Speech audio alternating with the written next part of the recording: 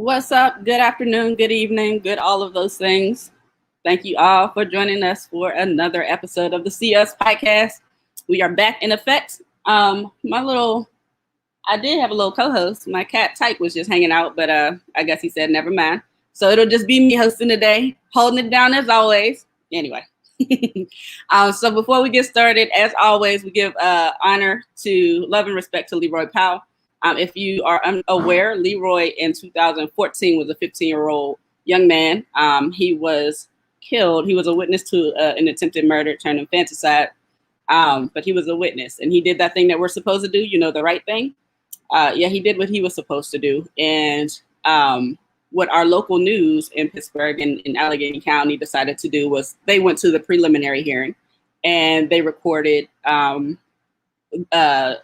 Leroy giving his witness statement. And then they put it on the 11 o'clock news. This 15-year-old boy and his mother are completely, visible for all of the world to see. Of course, he started receiving death threats immediately. And several days later, he was gone. This child was literally killed by the media. And that's how powerful media is. We know it. We know how powerful it is. But yet still, they don't care much about us. It's especially when it comes to Black, brown, and marginalized people. That is why the narrative justice exists. It is always important that we hold them accountable when they are misrepresenting us, when they are exploiting our narratives and our stories. We have to always hold them accountable. And we also have to create our own content. We have to hold our own narrative. And we have to protect our own narratives, because if we don't, they will spring it however they want, and spin it around however they want for their own what are words I'm thinking about? For their level up, for lack of better words. And it's interesting because we're going to be talking a lot about that today with our guest, because she has experienced a lot of the violence that media brings to the table when it comes to our lives. As a reminder, it only takes about 25% of the community for change to occur. So don't think at all that you need everybody on your side to make things shake. I certainly don't got everybody on my side, and I'm proud of that, but I still do my thing. And it's important that we continue to do our thing. If you feel like something is wrong, if you feel like something could be better, if you feel like something should be changed, do it. Do it. Start with just you. Start with you and your friend. Start with you and your cousin, your mother, your brother, your sibling, your child. Start with you and your community, and continue to do what you think is necessary to make change happen, because it will occur. It only takes about 25% for things to be viral, in today's lingo. If you are someone who has your own story and would like to appear on the CS podcast, you can reach out to us. You can call or text. If you call, leave a voicemail. If you text, we'll exchange that way, 412-453-6309, and we'll chat that way about your story. Or you can email me at racialjusticeandmedia@gmail.com. All right, so we're going to get started. I have some other announcements. I'll let those right at the end. This story today was brought to me by our lovely producer, Ms. Denise of QK Production. She's spoken about this young woman's story, which is absolutely, it's so many things. The things that come in mind is horrific. And also heroic. Also, like, this child is protected, and so is her family, her kids. There's so many things, but also what comes to mind is like just how violent and broken and intentional our justice system is, particularly in Allegheny County. Justice Rose found herself targeted several years ago via her children, her sons. We're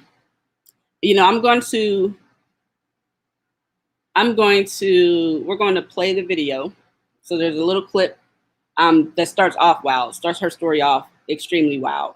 And then we'll get into what the backdrop is, and then we'll bring Justice in so she can speak on her own narrative. She can set some things straight. So Denise, if you could put the video on so we can all see it.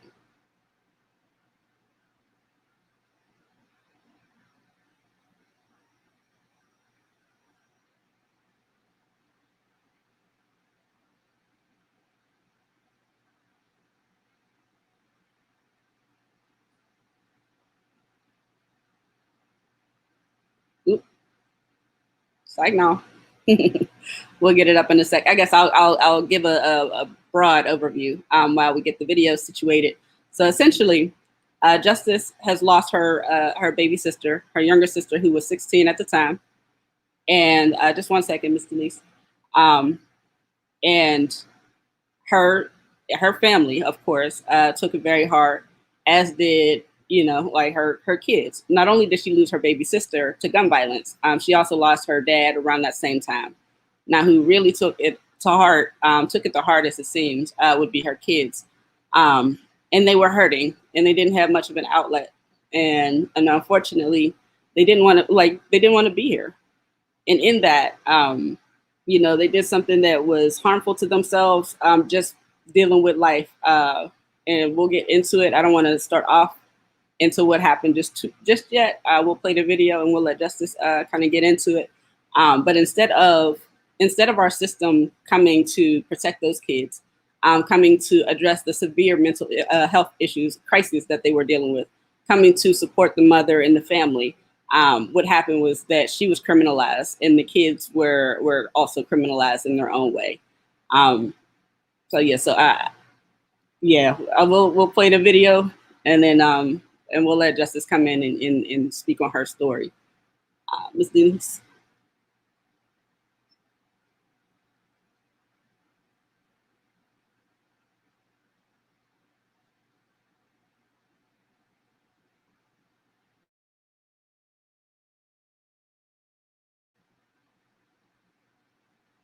Looks like we ain't got the sound just yet.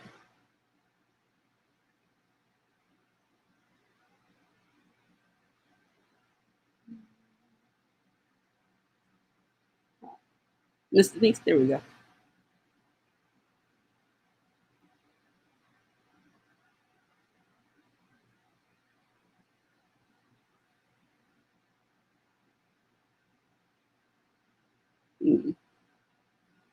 I don't know what's up with the sound not coming through. Let's see. Tech always want to be teching when you're trying to tech and whatnot.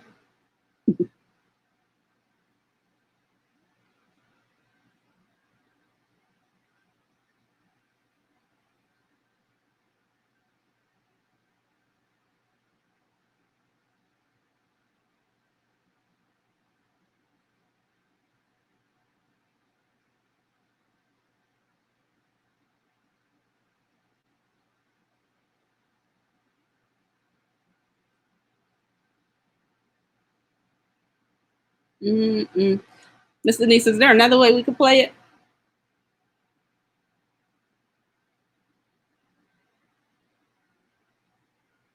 Mm.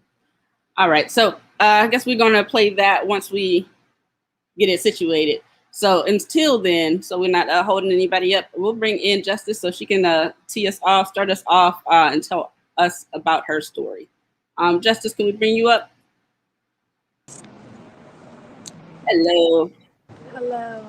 How are you doing, beautiful? Oh, well, I'm having a flashback from that day. It was like a nightmare. It really was. It's still, still very much is, but I'm just very thankful to be in a different place in my life. Me and my children, I fought very hard to get my children home. Even throughout my innocence, I never put my head down, and I never let them say, "Oh, well, you did this and that," because, me and my children know what happened that day. And I'm just, very thankful that my children are alive, because that's the seriousness of it. And I went through like a lot of like when I was like incarcerated, stuff like that. They took me through parenting classes and things like that. And I know where I went wrong by putting my medication in my underwear drawer. But it's just the things that you would never think, just I would never think in a million years that my children would get so upset and, like take my prescription medication. It was just like the last thing I would ever think. But today, we're in a different place, and we're just healing. It's been enough hurt, and we're just working on healing.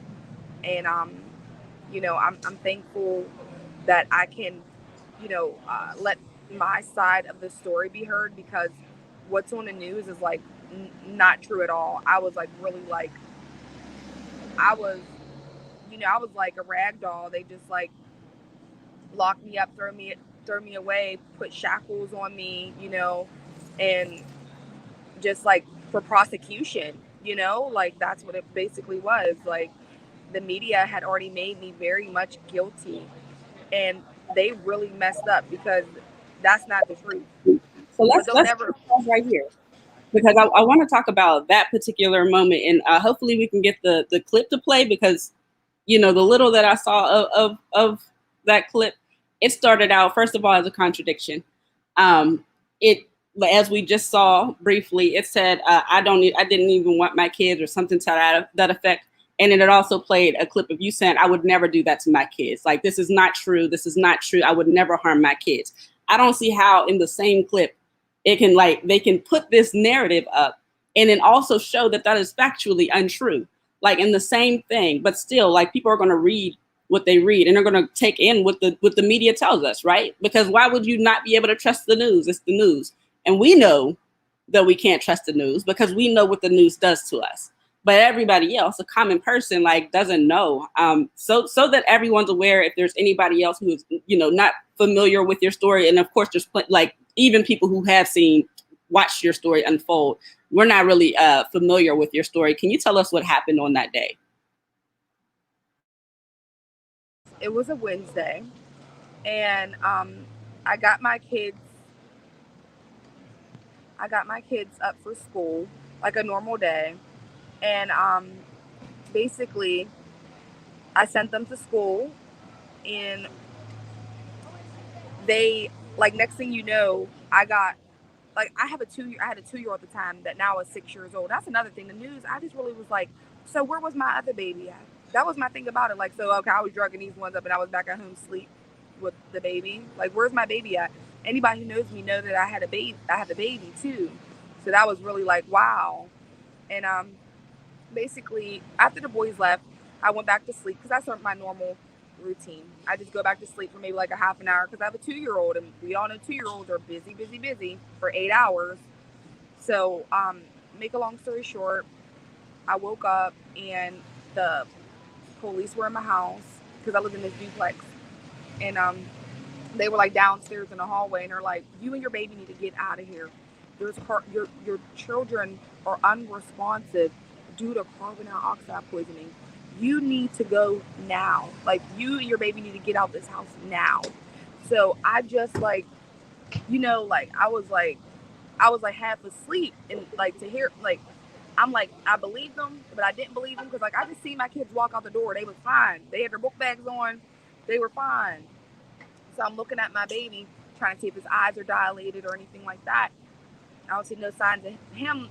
So, make a long story short, I put his pants on, and I went outside. I lived on a one-way street. There was fire trucks. There was ambulance. There was fire. They were actually ripping my neighbor's AC out the window downstairs. So I was really led to believe that it was carbon dioxide poisoning. And it was like a movie because like I lived on this one way street. There was fire trucks, there was police, there was ambulance. So I ran to the ambulance with my baby. I'm like, hey, I'm like, listen, I'm like, they sent me and my baby have carbon dioxide poisoning. Can you check us? And they're like, just go down to the hospital. Just go down to the hospital. So I flew down to the hospital. I flew down there so fast. Just moms move so fast. We don't even know how we get there. But I can tell you, I got there, in a jiffy. So when I got there, I told them who I was. I was the boy's mom. And they said, okay, good.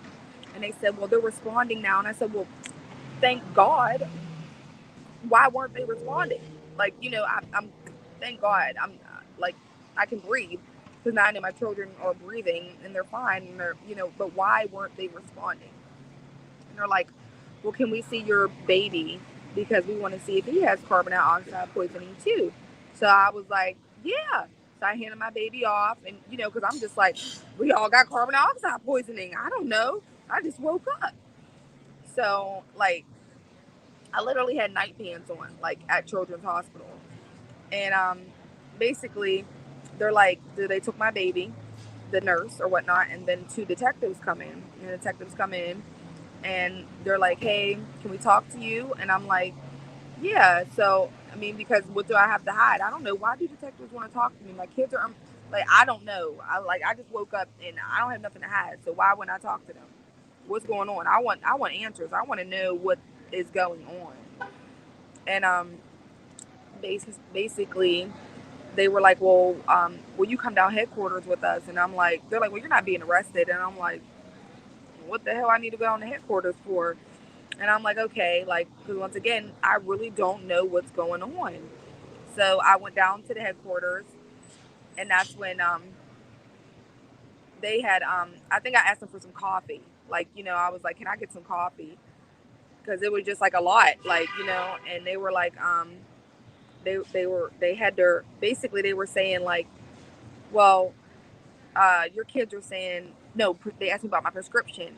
And I'm like, yeah, it's my prescription. I, have anxiety and, bad panic attacks. And they're like, okay, well, your kids are saying that you give them these pills to sleep. And I'm like, what? No, that's definitely not true. And then I'm like, because my pills are right here. And I went my purse, and I dumped the bottle out on the police table, and there was missing significant amount of pills. So I was just like flabbergasted. I can't even find the word, but I was just like, oh my God, like now it's like, coming together, like, and then I already heard the story. They were trying, like, they weren't listening to me. They already made their story up. They were running with it. And I'm like, you know what? Like how they do in the movies, because I never been in trouble. So I'm like, I need counsel. I'm not talking to y'all no more because y'all, y'all clearly feel like y'all got y'all story, and that's not even true. So there's nothing more that I can say to, like, I'm done, because y'all, I don't know what's going to happen now. Start twisting people's words. And basically, um, they I asked them for counsel, and they basically charged me with like 14 charges and took me to jail. And then I didn't really know what was going on until I actually got to jail and seen myself on the 5 o'clock news that evening. And it was like, Black African mother drugs her kids up and sends them to school. And then she says she didn't want them anyway. And I'm just like, I'm like, who? Like, I'm this is an imposter. Like, cause this ain't me. Like that's crazy. Like, I'm looking at myself on the news. Like, are you, like, this is a dream. This is a nightmare. Like, I really felt like, because I'm a spiritual person, I really feel like there was a plan set over my life before my feet even hit the ground that day, and so basically, I went to jail. I sat in there for about a week. I had some friends and people give me signatures and money and stuff, and we bailed out at 2,800. When I got out of jail, Western Psych called me, and they said, "Hey, your son is here. Your oldest son is here, and he's acting suicidal. We need you to come and fill out a 201 form so we can, treat him." And I was like, well, I'm out on bail. Like, like there's there's a no contact order. And Western Psych said, we understand that there's a no contact order.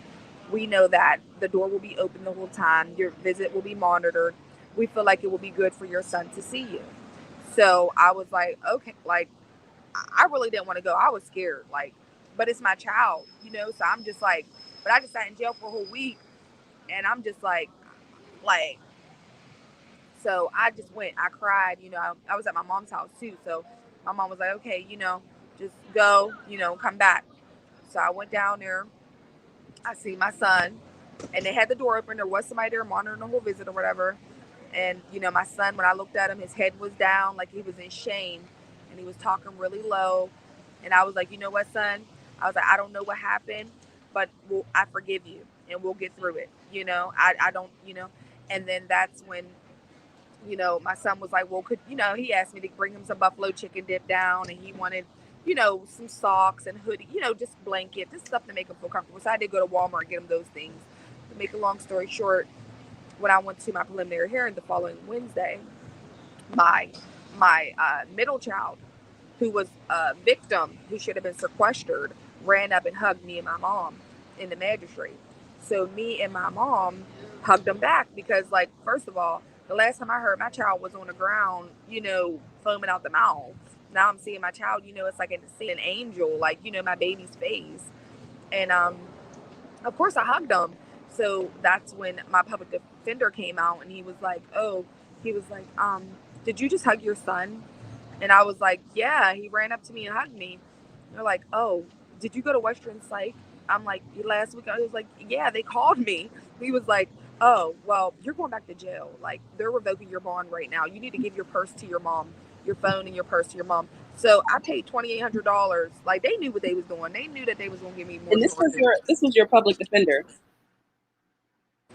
So you were out on bond and on bail, and your stipulations was no contact with the kids while this was going on. You got called by Western Psych, told them that I am not to be in proximity with my kids, and they said, "Oh no, you're good. The baby needs you. Come up here, you'll be fine." And you come up and you do what they ask you to do, and then you're literally at court at your preliminary hearing, where there's the judges and everybody, witnesses to see the child run to you. It wasn't like you and your mom went and ran up and grabbed the child. The kid ran over to you, gave you a hug. That's your baby. No one stopped the child. And the kids are there. Where are the boys at this point? In it.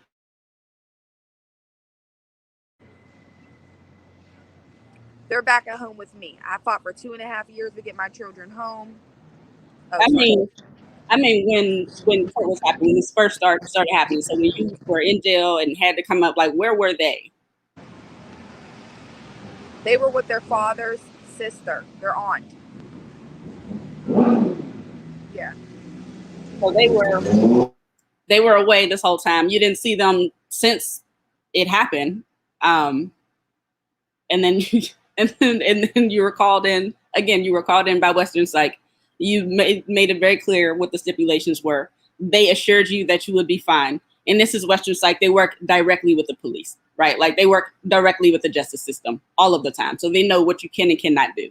And then in the actual courthouse during your preliminary hearing, your child who you have not seen, who has not been in their own home for however long, runs up and gives his mother a hug, and they use that as grounds to take you back to jail. Yeah. Yes. And then they added 2 attempted homicide charges and raised my bond to $500,000 straight. They didn't want me to see the light of day. They didn't want me, like, I mean, it's so crazy and scary. Like, I literally, it's just like I was set up. I definitely was, and it's just scary to just think that they could just come and make lies up and kidnap your children and then, like, put them in homes where they're not even being taken care of. Like, I even have family still to this day that I don't speak to because they made it hard for me to get my children back. And they even let my children know, like, well, I'm sorry, I apologize because I made it hard for your mom to get you. Like, why? Like, it was really a messy situation. And a lot was revealed to me about a lot of things, a lot of people, places, and things. And once again, I'm spiritual, so I feel like, God just had to, like, clear some pathways. Like, these people ain't going where you're going. And so yeah, it's been a long road. But I even went down to Western Psych. I even had this thick. I went down there and got the transcripts because I went to go tear that hospital up. I'm like, I want to know who called me and told me to come down here because you're the reason why I went back to jail, sat in there for 3 months, lost my house, like, got more charges, all this stuff, back on the news, looking crazy as hell. Like, I'm not only do I drug kids up and send them to school and say I don't want them, but now I'm violating the contact order. I don't listen either. Like, I'm just like, who is this? That they're like, who is this? But then I realized that, I am for every colored woman. I am, you know, I see you and me and I and you. And that's just what it is. Us as, women and minority women and, black women, like, so that's why, today I am, speaking up for the injustice. I'm the voice for the voiceless because I really want, people to be heard, the truth to be told. And now mind you, this is about 4 years now. I'm not looking for nobody's sympathy or, anything like that. I'm just doing what I feel that, can help somebody else. Yeah. And I'm very thankful, of the position that, where I'm at right now in life, where God has, aligned me and my children. But it's not over with, And, people probably think, oh, well, because I got my children back and everything, that, everything's ever all good. No, it's not. I don't understand what parental rights is, because you don't take them away and give them back. You just can't. It's not paper. You know what I mean? So I feel like, it's a lot harder for me, which I had in-home therapists. I'm not parenting children, like regular parenting. I'm on 12,000. You know what I mean? It's not parenting 101. It's parenting 12,000. Because now my children have PTSD. So not only was they already, dealing with a lot of things now, and then they learn, the lies and the manipulation from the system, because they seen everything. They seen what you did. My children seen that basically the truth do not set you free, because they thought, okay, well, we just tell the truth. Like, hey, listen, we were mad about homework, and that's why we took my mom's pills. You know what I mean? That might have just been the opening of, you know what I mean? But like, it was the start, because yes, tell the truth, and I'm very thankful that my children, which they say they never, and this is another thing. It's just like, because I wasn't there to witness it. And of course I want to believe my children, but they say, oh, well, your children said that you give the, that you would give them these and everything. My kids still to this day, they're like, no, we never said that.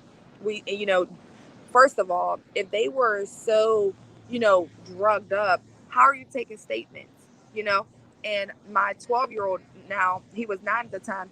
He said, I told them Marlon made me take them. Marlon, my oldest son, not mom.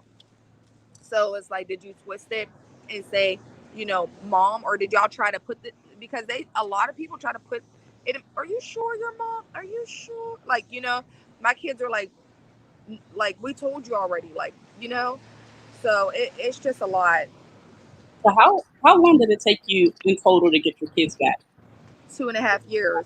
2.5 years. And the second time and I just had another baby too. So now I have 4 sons.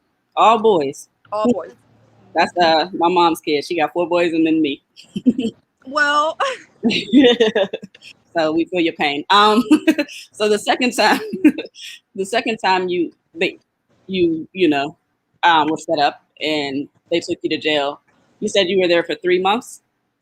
Yes, because I sat in there for a month, and that's when my public defender, went back to court or whatnot, and then basically the judge was like, she learned her lesson, let her go home on house arrest. But I didn't have no house to go home on house arrest, so now I'm just like stuck in jail, and I was really like stuck in jail. And thank God I had a good friend and a business partner and a mentor that, allowed me to come home to her house and sleep on her couch for a few months, and, there's nothing you can do in jail. Nothing. Like, my dad just died. I had titles to switch over. I was power of attorney. Like, like, I'm not just anybody just sitting in jail. Like, I'm really have business to handle. And it was just, so, I stayed there, and then I got a job, and I started doing visits with my children through Second Chance, which I was telling you, about Second Chance. And, the one worker beat my son with a charger cord in the first foster home. And, that was never recorded or whatnot. And, I'm just like, well, how are these people with these titles, doing these things to these kids? And then it's just all hush hush, or, oh, the kids lie. Like, oh, so the kids are lying now because it's you, but they weren't lying when it was like, you know what I mean? Like, it's like a double-edged sword. Yeah, when we talked about your experience with a Second Chance, I was honestly blown back. I've always heard good things about the organization, but I don't know too much about it personally. I don't have too many personal experiences with it, and so that whole experience threw me off. Especially because there should have been some charges and some firing happening around there that didn't sound like it happened. So can you tell us what What happened while your kids were in the system and dealing with a second chance?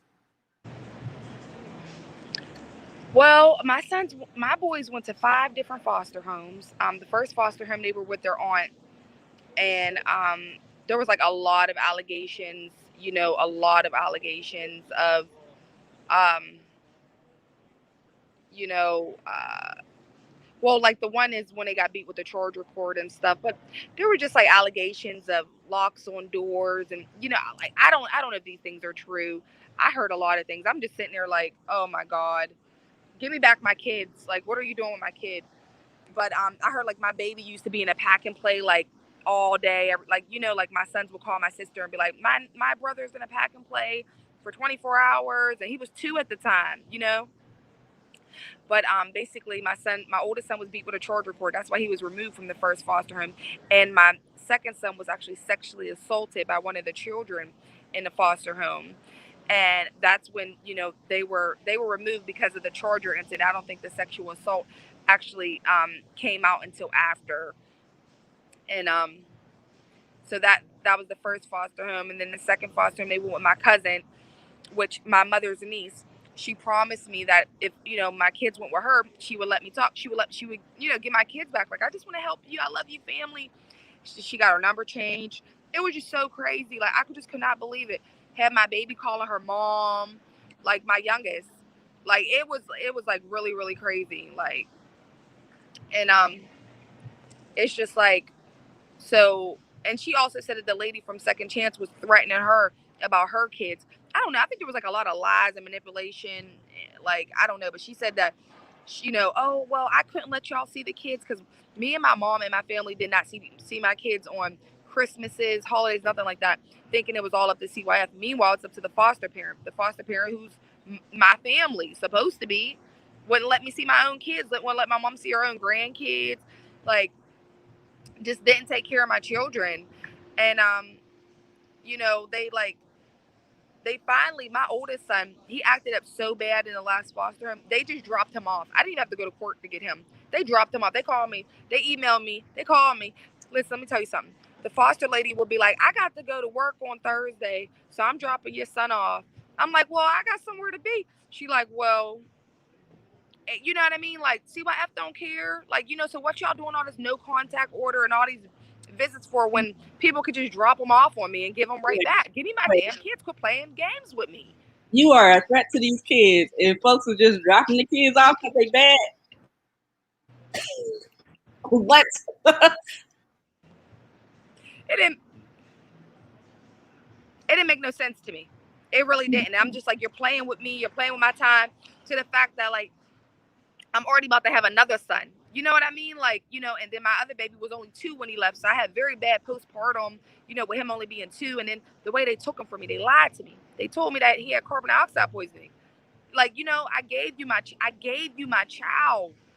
I ain't just going to hand you no more of my kids without a fight, because you ain't seen a fight,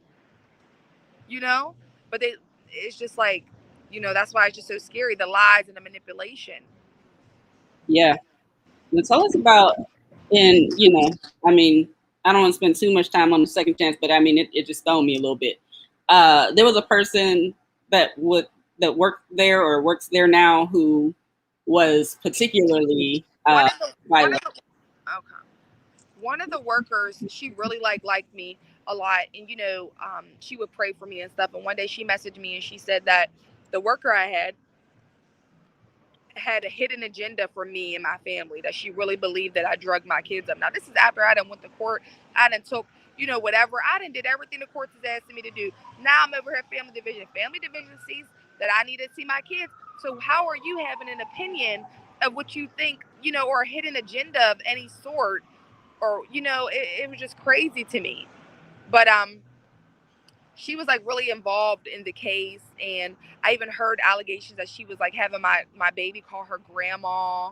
It was just crazy, like, and there was also allegations that she was threatening, my family, like I said, my cousin who had the kids, like threatening, like, oh, well, I can get your kids taken off of you or whatnot. Once again, these are all allegations. I'm not quite too sure, but like I said, I got family I don't even talk to still to this day.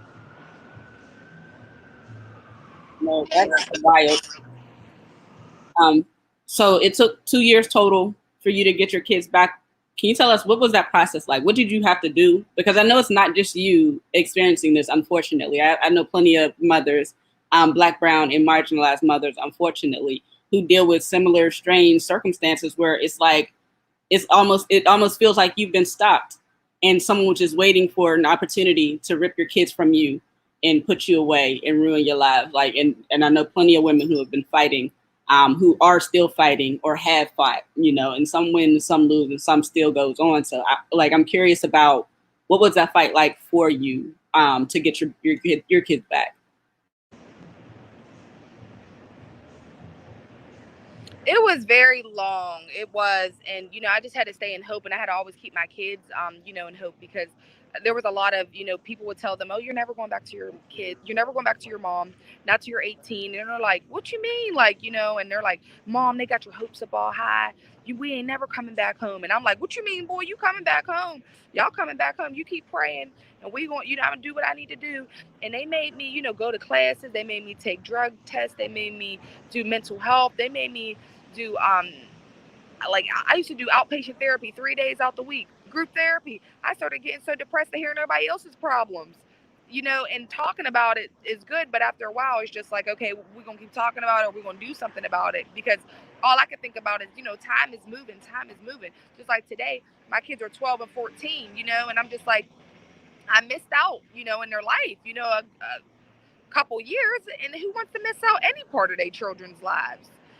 But it was really hard, very financially hard, a lot of paperwork, a lot of, sometimes Second Chance wouldn't even bring my kids, like they were like slow on like drivers, or didn't have like their turnover. It was just crazy, like it was just ridiculous.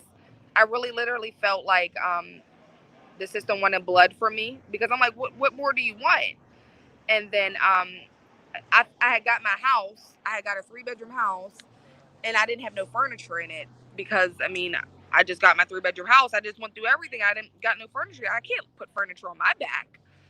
So they would like make comments about that at court, like, well, she doesn't have no furniture, and I only had like $90 in food stamps a month. Like, literally, I couldn't get a job because like these pending charges, and just my mind just crazy, the trauma, the PTSD. I don't want to go nowhere. I don't want people to see me. I don't, like, I had very bad self-esteem, because it's just like, once you're like labeled like, a bad mom, and then like a young Black mom, bad mom, like it's just like where do you go from there? That's like the worst thing, to be labeled as a bad mom that hurts children. Like, who wants to be labeled that? But I also wanted to say that, in these foster homes, these children are not being taken care of. And one thing my children's, it was one thing that was neglected was their mental health. No foster homes would accept, services into their homes to give them the mental health treatment. So for 2.5 years, my children did not have any mental health, no mental health treatment, because the foster parents would not, they wouldn't accept services into their home. And meanwhile, I'm sitting there. I had my house for a whole year before they let my kids come home. It was crazy to me. I'm about to have a whole nother baby, and like times like giving my kids, like it was just like a lot. Wow. So your boys went 2.5 years without services, 2.5 years without their mother. They finally came home. What was it like when they had come home? When you finally got them, the judgment was boys can come home. Well, first my oldest had came home, because he was so bad that they, he acted up so damn bad. They just dropped his ass off. Excuse my language. And then they left my 12-year-old now. He's 12 now. They left him in a foster home. He said why he was left there. He was bullied, and beat on and stuff like that. And still to this day, he's like, you know, Marlon was bad and he got to come home. I'm not bad. I wasn't bad. Why did I have to stay there and, go through that and be there by myself? And he's still to this day. So it's like, it kind of give him a mixed emotion. Like, well, maybe you just be so bad you just get your way eventually because people just break. That's what, like, I'm having a hard time wrapping my head around the fact that the child came home because they could not handle him. How is that even a thing? Especially when you lost your kids because they alleged and created this wild narrative that you could not take care of them. And then, I mean, yeah, like that must be such a hard thing that your boys are dealing with, especially your middle child, because that's actually what happened. Like his older brother acted up and he got to come home and be safe with his mother.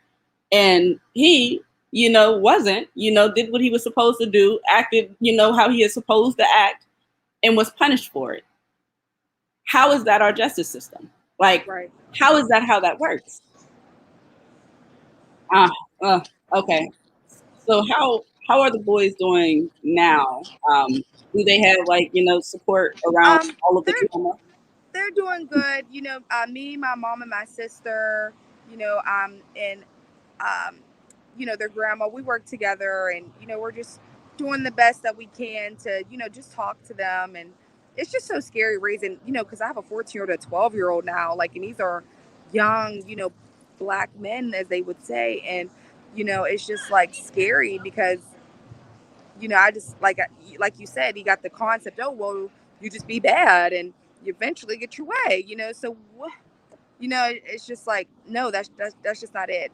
So I really try to teach my children about integrity and doing what's right. When nobody's looking, and just because we were treated unfair, don't mean that we have to treat others unfair. So I'm just trying to do the best the best that I can.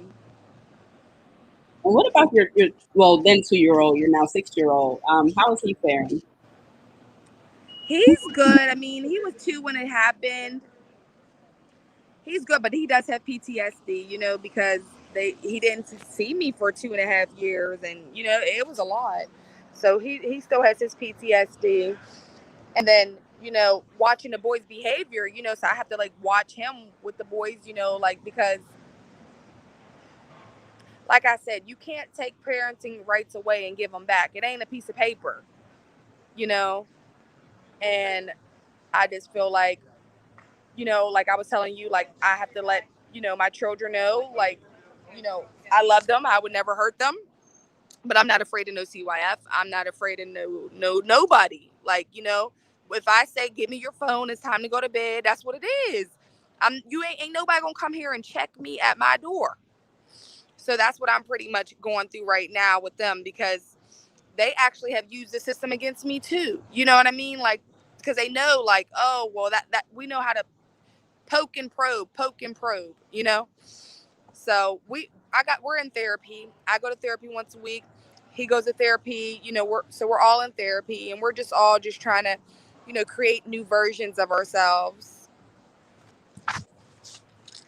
Yeah, I'm thankful that God and the ancestors have fortified you and your boys for what you needed to get through that particular part of life and to continue to move forward. But I cannot say that it does not piss me off that y'all ever had to be a part of that. Why do you think that all of this happened? It seems so unnecessary. And I can't help but think about, your boys were struggling. Your boys were struggling with the loss, the tragic and violent loss of their aunt, also of their granddad, all around the same time, and stress just getting to them. And they took your pills. And we don't talk about enough how suicide and suicidal ideation happens for our kids all of the time. It doesn't matter the age, like very young kids struggle with suicidal ideation. Teenagers struggle with suicidal ideation, and it shows up in so many different ways. And your kids struggle with it, at this particular period of time. And instead of the school, instead of the system, anybody who got involved saying, oh, let's go and see what's up with these kids. Let's provide support for these kids. Let's protect these kids. Let's provide support for this mother. They criminalize you and criminalize the babies. And I can't help but to think if they were white, that would not be the case.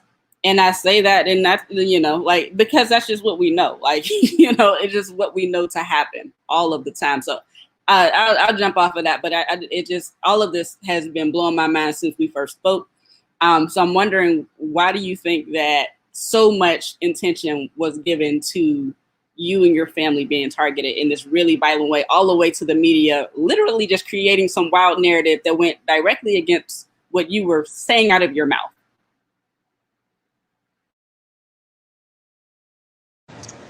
They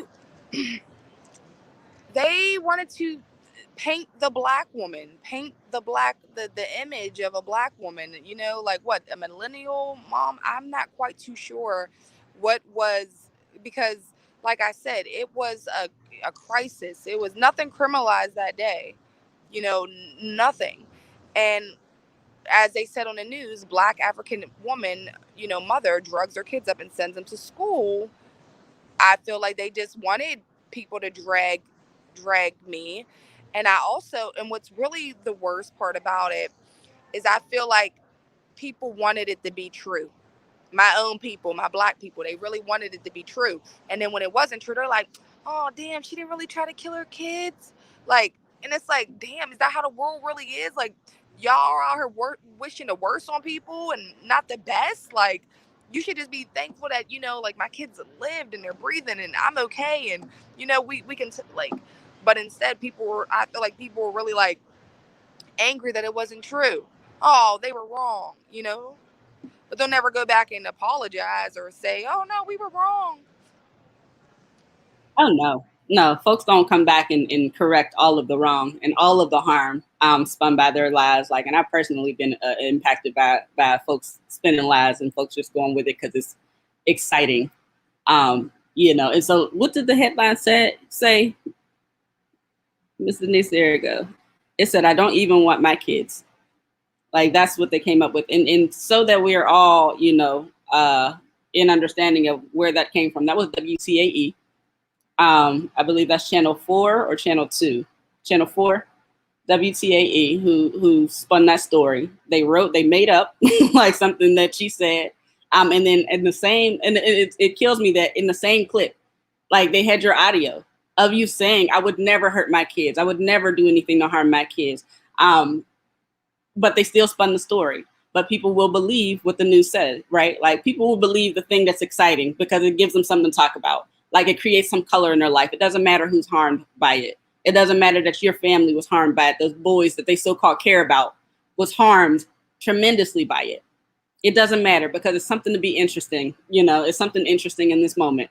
And then when, like you said, when it comes out that, like, oh, all of this was just a string of lies, like, there was actual violence, actual crimes being committed as the kids were in foster care.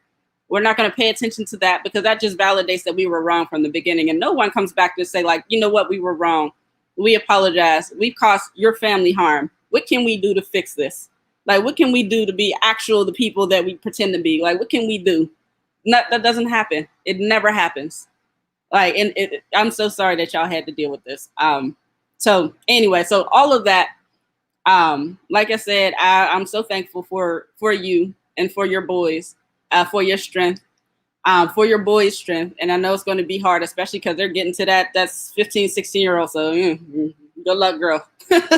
Then regardless of whether all this was happening or not, it was always going to be a mess. But now they have to deal with this pain, and they have to make sense of the world. And they just learn a really, really, really painful message about the world, is that, like, our idea of what justice is not what we're taught is justice. That's not what it is. Right and wrong, that's not what it is, especially if you're Black. We know that, especially if you're Black. So what does life look like for you, you and your family moving forward? Like, where are y'all heading towards? What are you doing now? Like, what are you doing to rebuild? And what are you just doing to reclaim your life away from this? Well, I have just moved into a beautiful 4-bedroom house. I just graduated school in February, continuing my education with my holistic healing. I've always been a holistic healer. Last year, I became 40-hour yoga certified for trauma therapy. So basically, I'm just learning as I, grow, and I'm doing the same with them. And, we're a team. And that's what I try to explain to them. We're a team. I'm trying to lead by example. You know what? You see mom go out there and, be a single mom. And that's one thing I said on the news. I said, I'm not guilty. I'm not guilty because I'm a single mom. That's the crime. That's what, like, I just can't believe how they just spun everything. But I can, because I lived it. So, it's pretty scary. And but otherwise than that, I just live a different life now, and very quiet. And it's just about healing. It's just about healing and moving forward. And like, even my son, last night I was telling him I was going to do this, and I was telling him, if he wanted to speak, he could, because he can speak up. you know he can tell the truth. He can tell how he felt.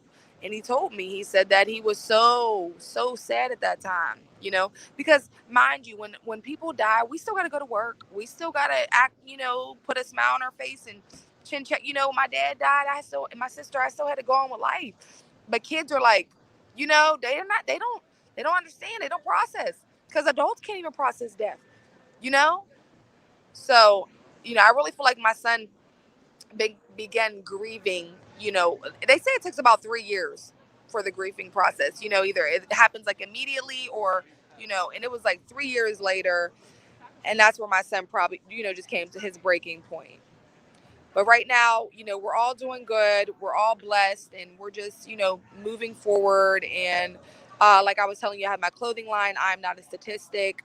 I am more than a number. And that's why I just want my boys to know that they could just be anything they want to be. Anything they want to be. They don't have to be rappers. They don't have to be basketball players. They can be anything they want to be. Anything they think. If you want to be a yoga star, you want to meditate, you want to do Reiki, whatever you want to do, you can do it.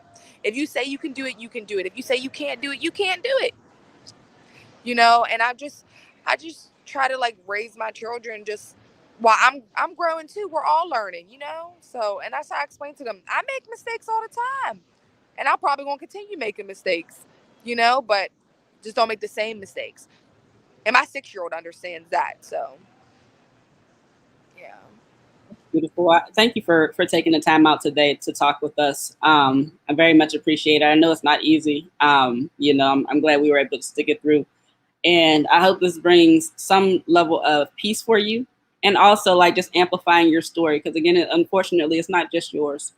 There's plenty of mothers dealing with very similar circumstances, if not worse. And we don't have voices, which is why it's important that we create our own content and we hold our own narrative. Is there anything else you want to say before we cut out today? I would like to say my voice matters, and that's one thing I stood by. My voice matters. I have a story, and I'm just so blessed, and I'm thankful. I'm walk, talk, hear, and see. Why wouldn't I tell my story? Like to say, I was facing 40 to 100 years in prison. They didn't want me to see the light of day. They didn't want me to ever see my babies again. They didn't want me to ever make babies again. I have another baby, beautiful baby. All my children are beautiful. They're bright spirits. And, I'm just thankful. And like I said in that video, I'm blessed. I bear children. I would never hurt my children. In that day, I never did anything to hurt them. And I will continue to stand by them, in any kind of way. Those are my babies. And I will go to bat, and I will beat somebody with a bat. They're my babies. That was Justice Rose with us today. Thank you so much, lovely. Praying for you and looking forward to meeting you in real life at some point. So that'll do it for us today. This has been the CS Podcast. As always, we will be back next week. Next week, we will have on James Byrd. He has a very interesting story, an interesting life. We'll get into that a little bit later. As a reminder, tomorrow, Mondays, every Monday, Today's News, Changing Our Narratives, will be on 7 p.m. on QK Productions Facebook page and YouTube page. And they're also on Twitter. On YouTube, it's Black News 325. Also on Twitter, it's Black News 325. If you are a person who is having a hard time paying for rent or utilities in this time, the COVID rent relief program is still going on.